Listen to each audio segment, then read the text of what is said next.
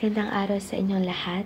Ngayon ay aking tatalakayin ang ika-36 na kabanata ng Akdang No Limitangere ni Dr. Jose Rizal na pinamagatang Ang Unang Suliranin.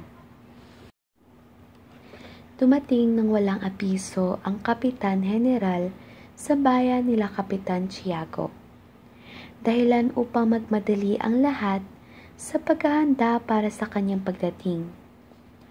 Habang abala ang lahat, si Maria Clara naman ay patuloy sa pagtangis dahil sa pagbabawal ng kanyang ama na makipagkita kay Ibarra hanggat hindi nawawala ang kanyang pagka-ekskomunikado sa simbahan. Sinubukan ni Tia Isabel at ang Deng na aliwin si Maria Clara, ngunit hindi ito natigil sa pag-iyak.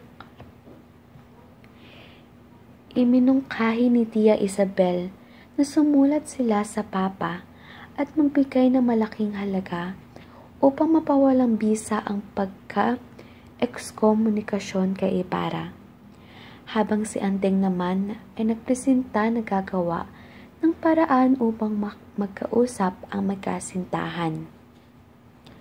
Nagpunta si Kapitan Tiago sa kumbento at inihayag kay Maria Clara ang desisyon ni Padre Damaso na sirain ang makikipag-isang dibdib nito kay Ibarra.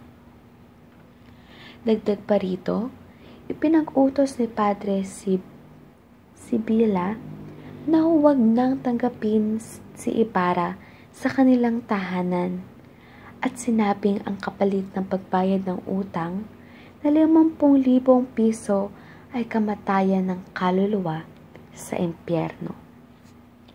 Lalo nagdalamhati si Maria Clara sa mga narinig at kahit sinubukan siyang aliwin ng kaniyang ama, lalo lamang itong nasaktan nang sabihin ng kapitan na may inilaan na si Padre Damaso na bagong katipan para sa kanya. Isang kamag-anak nito na manggagaling pa mula sa Europa. Hindi pumayag si Tia Isabel sa balak na pagpalit ng katipan at sinabing hindi parang damit ang pagpapalit ng magkasintahan. Maya-maya pa'y dumating na rin ang Kapitan General at napuno ang bahay ni Kapitan Tiago ng mga panauhin. Taimtim na nanalangin si Maria Clara na siya ay puntahan ni Tia Isabel dahil ipinatawag daw ito ng Kapitan General.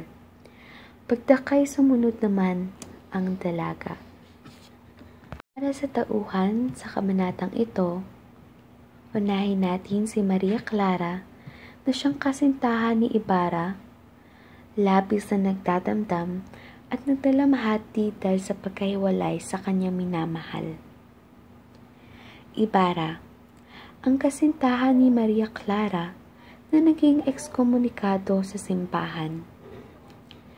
Tia Isabel, na siyang tiyahin ni Maria Clara, ang umaliw kay Maria Clara at sumubok na ipagtanggol ang relasyon ng dalaga kay Ibarra.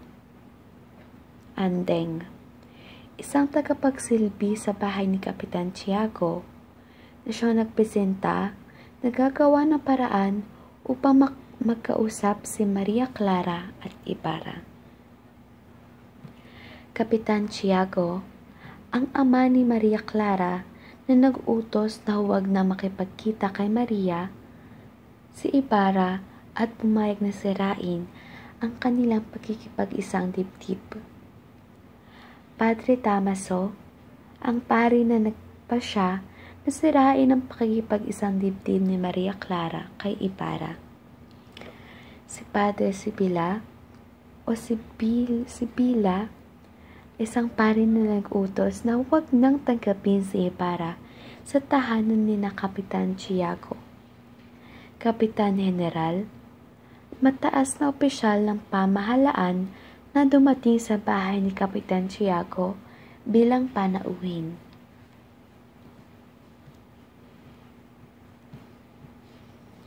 Ang tagpuan ng kwento ay sa bahay ni Kapitan Tiago, sa bayan ng Santiago, kung saan naganap ang mga paghahanda para sa pagdating ng Kapitan General. Para sa talasalitaan, ekskomunikado, isang parusa ng simbahan kung saan ang isang tao ay tinitiwalag o tinatakwil mula sa simbahan. Kapitbahay, ito ay tumutukoy sa lugar na kalapit o malapit sa tirahan ng isang tao. Kumbento, isang tirahan o gusali kung saan naninirahan ang mga padre, mga madre o pari. Pag-istima, tumutukoy sa pagbigay ng magalang na pagtanggap o pag-aasikaso sa isang panauhin.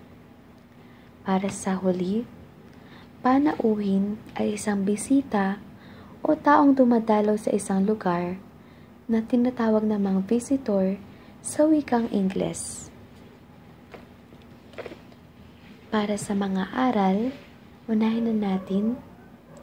Ang kabanatang ito ay nagpapakita ng kapangyarihan ng simbahan sa buhay ng mga tao noong panahon ng mga Espanyol. Mababakas dito ang kontrol at impluwensya ng mga pari sa mga personal na buhay ng mga tao kahit na sa mga bagay na tulad ng pagpapakasal. Pangalawa, ipinapakita rin sa kabanatang ito ang kahalagahan ng pagkakaroon ng sariling paninindigan. Sa kabila ng utos ni Padre Damaso, nanindigan si Maria Clara sa kanyang pagmamahal kay Ibarra at hindi basta-basta sumunod sa nais ng mga pari. Ikatlong aral, ang pagdadalamhati ni Maria Clara ay nagpapakita ng kalungkutan at kahinaan ng isang babae na kontrolado ng mga tao sa kaniyang paligid. Mahalaga ang kalayaan ng bawat isa sa pagpili ng kanilang kapalaran, lalo na sa mga bagay na may kinalaman sa kanilang damdamin. Pang-apat, ipinapakita rin sa kabanatang ito ang pagpapahalaga sa pamilyang Pilipino na kahit na nasa harap ng matinding pagsubok, ay nananatiling magkakampi at nagtutulungan upang malagpasan ang mga problema. At para sa huling aral, ang kabanatang ito ay nagsisilbing paalala ng kapangyarihan at impluwensya ay maaaring magamit sa maling paraan. Minsan, ang mga taong may mataas na posisyon ay gumagamit ng kanilang kapangyarihan upang kontrolin ang buhay ng iba, kaya't mahalaga pagkakaroon ng kamalayan at paninindigan laban sa maling gawain. Ayon lamang ang nilalaman ng kabanatang ito. Maraming salamat sa pakikinig.